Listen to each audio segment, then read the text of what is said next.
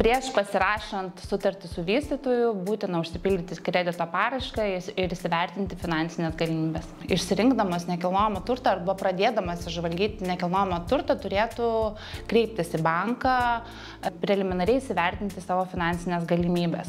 Tai yra keli būdai. Pirmas būdas galėtų pasiskaičiuoti banko skaičiuoklėse. Antras būdas gali registruoti išsamią detalę būsto kredito konsultaciją. Ir trečias būdas yra pildyti kredito paraišką tam, kad jis vertins savo finansinės galimybės.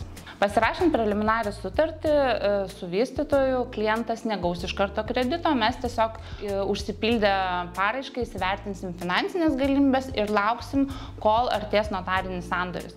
Po notarinio sandorio standartiškai sudaroma kredito sutartis. Klientui reikėtų pasiruošti visus reikiamus dokumentus sprendimui dėl paskolos priimti, o banko darbuotojai pasirūpins, kad visas procesas būtų sklandus, taip pat bendradarbiauti, atsakyti į reikiamus klausimus. Perkant nekilnojamą turtą, klientas turės pateikti preliminarią sutartį su vystytoju, turės užsipildyti kredito paraišką, išimtinais atvejais bus reikalingas turto vertinimas, taip pat dokumentai patvirtinantis klientų pajamas bei nuosavų lėšų kilmę.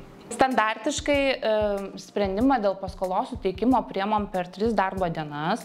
Jeigu bankui kyla papildomų klausimų arba vertinamos klientų netipinės pajamos, sprendimas dėl paskolos gali būti priimamas iki 5 darbo dienų.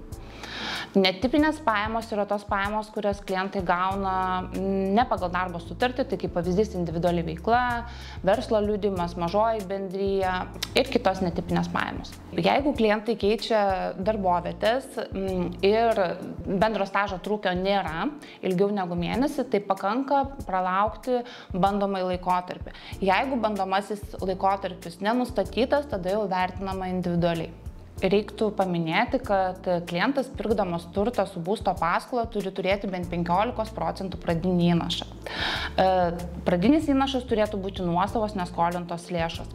Taip pat klientas turėtų įsivertinti, kokia kredito įmoka jam bus komfortabili. Priimant kreditavimo sprendimus, klientas turėtų būti apsisprendęs, kokias palūkanas norės rinktis, kintamas, fiksuotas ar su pradiniu fiksavimo laikotarpiu. Pagal klientų poreikį galima svarstyti ir būsto paskolą turto įrengimui, jeigu perkamas turtas su daline apdaila.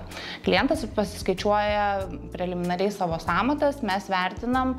Įrengimą klientai gali atlikti arba ūkio būdu, tai kitais žodžiais patys, arba samdytis rangovą. Jeigu klientai samdosi rangovą, tai priimant sprendimą dėl būsto paskolos, rangos sutartis bus būtina.